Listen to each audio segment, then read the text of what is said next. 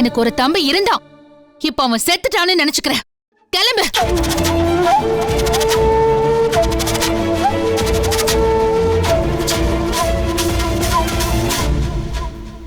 Ashore அண்ணி, நீங்க அப்படி எல்லாம் சொல்லக்கூடாது அண்ணி.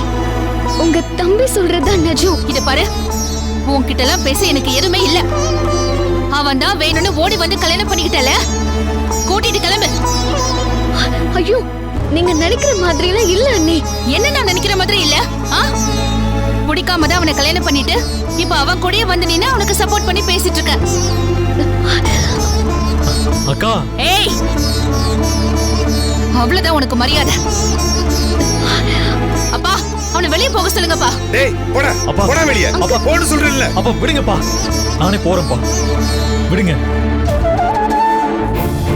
சீக்கிரமே எல்லா உண்மையும் உனக்கு தெரியும்க்கா. அப்ப நீ என்ன புரிஞ்சுக்குவக்கா.